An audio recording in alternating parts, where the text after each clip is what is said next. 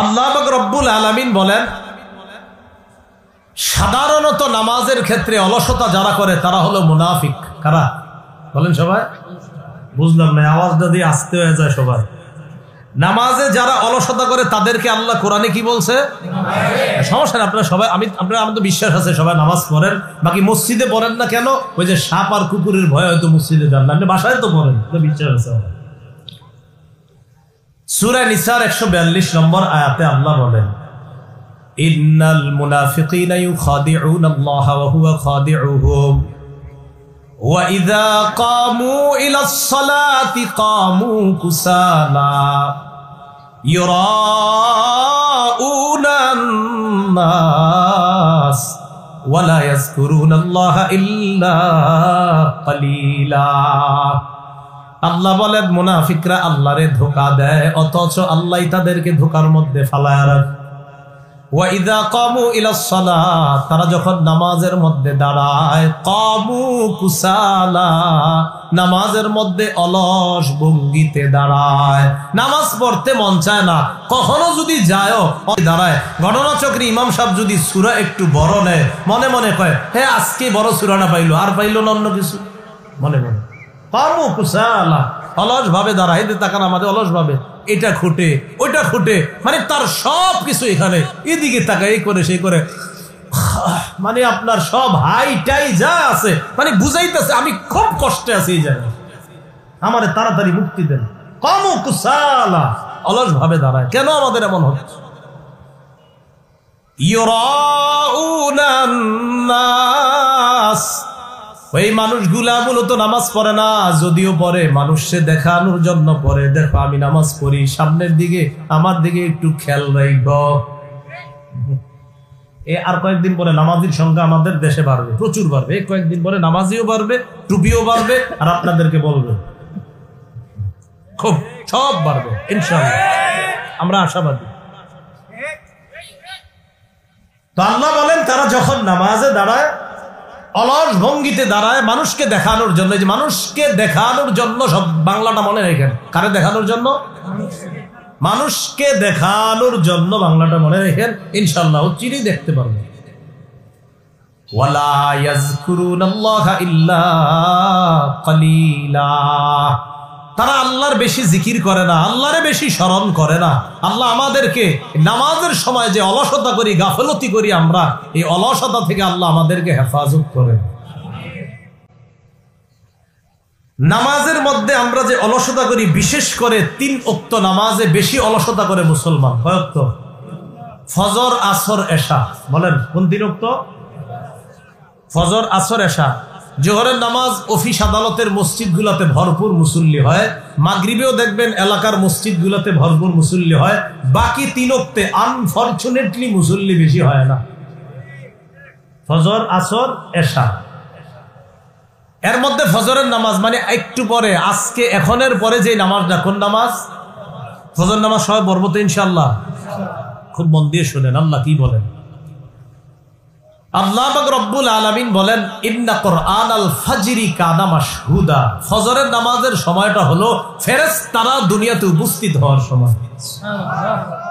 কারা উপস্থিত হয়? মুসলিম শরীফের হাদিস 1377 নম্বর হাদিস, আমাদের মাদ্রাসার পাঠ্যপুস্তক অনুসারে 656 নম্বর হাদিস। কিতাব আল মাসাজিদ ওয়া মাওয়াদিউস সালাহ, বাব ফাদলু সালাতিল ইশা ওয়াস সুবহি ফি জামাআহ। ইমাম মুসলিম রাহমাতুল্লাহি আলাইহি এশার নামাজ আর ফজরের নামাজের ফজিলত সম্পর্কে একটা শিরোনাম আনছে মুসলিম শরীফে।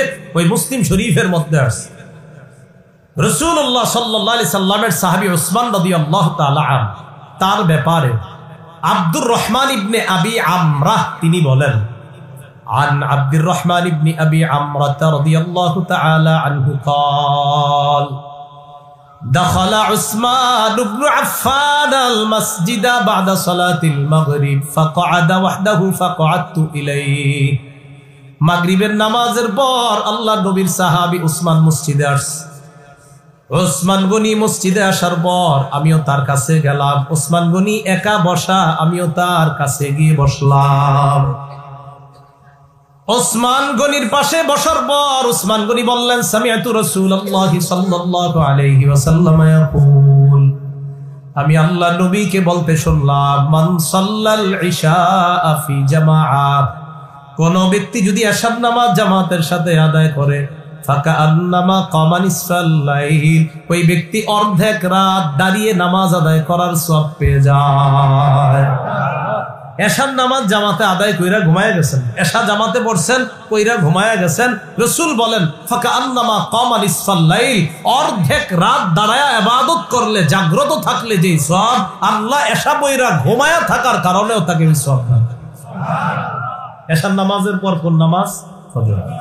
ওয়ামান সাল্লাস সুবহা ফি জামাআ, নবী বলেন, কেউ যদি ফজরের নামাজ জামাতে আদায় করে, ফাকাআন্নামা সাল্লাল লাইলা কুল্লাহ, ওই ব্যক্তি কেমন যেন সারা রাত নামাজ আদায় করলো।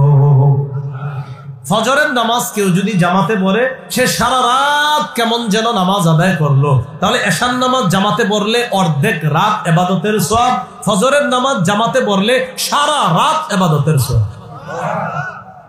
তাহলে বলছিলাম, ওই যে নাজ্জাআতাল লিশাওয়া, চামড়া উপরে দিবে, তবে তাদের না যারা নামাজে যত্নবান।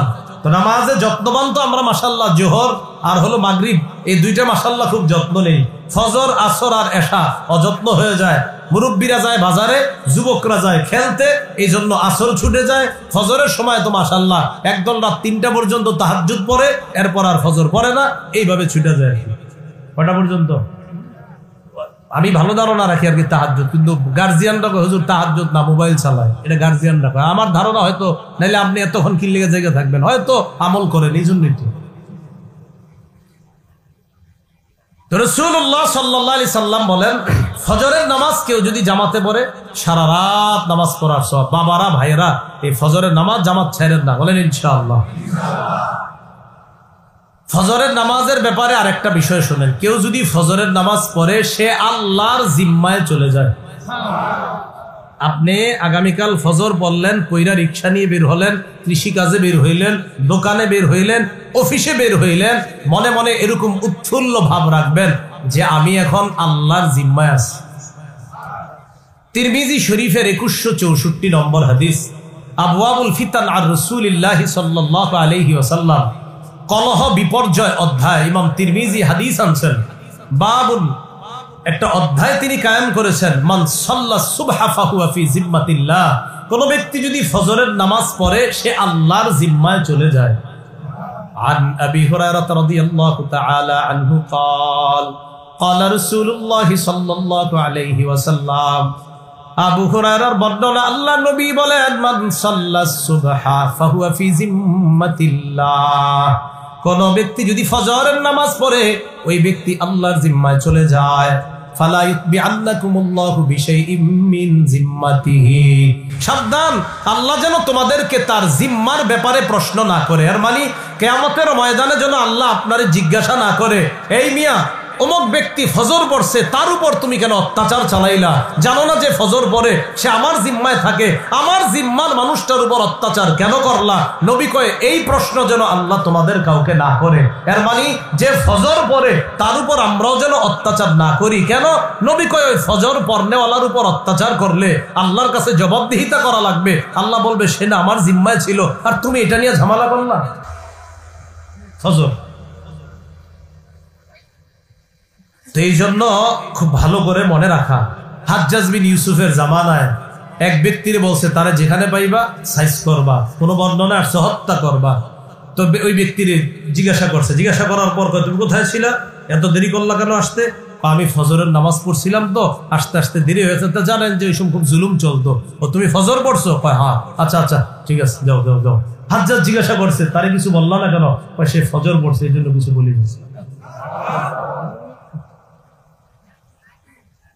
তো বলছিলাম, ফজরের নামাজ যে পড়ে সে আল্লাহর জিম্মায় যায়। 3 নাম্বার, যে ব্যক্তি ফজর এশার নামাজ পড়ে, এশার নামাজের সময় অন্ধকার থাকেনি। আরে অন্ধকার থাকেনি, ফজরের সময় আমরা প্রথম দিকে অন্ধকার থাকে, আস্তে আস্তে ফজর শেষ করতে করতে আলো হয়। আবু দাউদ শরীফের 561 নম্বর হাদিস, বাবুন আস-সালাত, কিতাব হলো আস-সালাত, বাবুন মা জাআ ফিল মাশি ইলা সালাতি ফিজ যালাম, কেউ যদি অন্ধকারে হাইটা মসজিদে যায়, তার ব্যাপারে নবী কি বলেন দেখেন। قال رسول الله صلى الله عليه وسلم بشر المشائين في الظلم إلى المساجد بالنور التام يوم القيامة। কোন ব্যক্তি যদি অন্ধকারের মধ্যে হেঁটে হেঁটে মসজিদের দিকে যায়, ওই ব্যক্তিকে কিয়ামতের ময়দানে পরিপূর্ণ নূরের সুসংবাদ জানায়া দাও। কেউ যদি অন্ধকারে হেঁটে মসজিদে যায়, কিয়ামতের মাঠে তার পরিপূর্ণ নূরের সুসংবাদ হবে, তার জীবনে নূর আসবে। আমি নবী বলে দিলাম যে অন্ধকারে হেঁটে আসা আর ফজরে মসজিদে যাবে, কিয়ামতের ময়দানে আল্লাহ প্রদত্ত আলো আইসা তাকে ঘেরাও করবে। ফজরের ব্যাপারে চতুর্থ একটা কথা শুনেন, মুসলিম শরীফের হাদিস 1322 নম্বর হাদিস, মাদ্রাসা পাঠ্যপুস্তক অনুসারে 634 নম্বর হাদিস, কিতাব মাওয়াদিউস সালাহ আল মাসাজিদ ও মাওয়াদিউস সালাহ, এই জায়গায় আনছে ইমাম মুসলিম রহমতুল্লাহ আলাইহি। قال رسول الله صلى الله عليه وسلم, নবীজি বলেন, লাইয়ালি জান্নার আহাদুন সাল্লা ক্বাবলা তুলুইশ শামসি ওয়া ক্বাবলা গুরুবিহা। বলেন আমার সাথে সবাই বলেন, কিছুতেই বলেন ওই ব্যক্তি জাহান্নামে যাবে না যে সূর্য উঠার আগের নামাজ এবং সূর্য ডুবার আগের নামাজ পড়ে। সূর্য উঠার আগের নামাজ কি? ফজর। আর সূর্য ডুবার আগের নামাজ বাকি দিন উক্ত পড়বেন না, ওটি তো পড়তেই হবে। আর এটা গুরুত্ব যে সূর্য উঠার আগের নামাজ আর সূর্য ডুবার আগের নামাজ যে পড়ে, নবী বুঝায় অন্যগুলো তো তার জন্য সহজ, আর এই দুই উক্ত যে গুরুত্ব দিয়ে পড়বে, আমি নবী বলে দিলাম কিছুতেই সে জাহান্নামে প্রবেশ করবে। আর একটা বর্ণনা শোনেন, 5 নম্বর, সহিহ বুখারীর 574 নম্বর হাদিস। এই হাদিসের মধ্যে আছে, ক্বালা রাসূলুল্লাহ সাল্লাল্লাহু আলাইহি ওয়াসাল্লাম, মান সাল্লাল বারদাইন দাখালাল জান্নাহ। কোন ব্যক্তি যদি শীতল 2টা নামাজ পড়ে, 2টা ঠান্ডার নামাজ পড়ে, কিসের নামাজ? ঠান্ডা। কোন ব্যক্তি যদি 2 ঠান্ডার নামাজ পড়ে, একটা হলো ফজরের নামাজ আর একটা হলো আসরের নামাজ। ফজরের সময় আবহাওয়া ঠান্ডা, আসরের সময়ও আবহাওয়াটা ঠান্ডার দিকে চলে যায়। নবী বললেন, কোন ব্যক্তি যদি 2 ঠান্ডার নামাজ পড়ে, একটা হলো ফজর আর একটা হলো আসরের নামাজ, দাখালাল জান্নাহ, ওই ব্যক্তি আল্লাহর জান্নাতে প্রবেশ করবে। তাহলে কয় ঠান্ডার নামাজ? 2 ঠান্ডা। সকালবেলা হাওয়া হয় না, ভোরের হাওয়া, এই হাওয়াটা আমরা নিব। এই হাওয়া তো নেওয়ার সুযোগও হয় না। ওই যে বললাম কেমনে হইব সুযোগটা? ঘুমেরতে ওঠে না। আরে ঘুমেরতে ওঠে না তো সুযোগ হইব কেমনে হাওয়া নেওয়ার? সহিহ বুখারীর বর্ণনা 3343 নম্বর হাদিস। ক্বালা রাসূলুল্লাহ সাল্লাল্লাহু আলাইহি ওয়াসাল্লাম, নবী বলেন, নুসিরতু বিস-সাবা ওয়া উহলিকাত আদুন বিদ-দাবুর। আল্লাহ নবী বলেন, ভোরের হাওয়া দ্বারা আমাকে সাহায্য করা হয়েছে, পশ্চিমের ঠান্ডা বাতাস দ্বারা আদ জাতিকে ধ্বংস করা হয়েছে, আর ভোরের হাওয়া দ্বারা আমি নবী মুহাম্মদ সাল্লাল্লাহু আলাইহি সাল্লামকে সাহায্য করা হয়েছে। তাহলে ভোরের হাওয়াটা নেওয়া দরকার নেই। ফজরের পরের হাঁটাটা, আপনার গ্রামে যারা আছেন আপনারা তো ভালো আছেন, শহরে তো আর এই ভালো হাওয়া তো পাওয়া যায় না। ভোরের হাওয়াটা এটা জরুরি। তিরমিজি শরীফের 1212 নম্বর হাদিস। ক্বালা রাসূলুল্লাহ সাল্লাল্লাহু আলাইহি ওয়াসাল্লাম, আল্লাহুম্মা বারিক লি উম্মতি ফি বুকুরিহা। নবীজি বলেন, আল্লাহ আমার উম্মতের সকাল বেলার যে সময়টা, এই ভোর বেলার সময়টাতে আপনি ভরপুর বরকত দিয়ে দেন।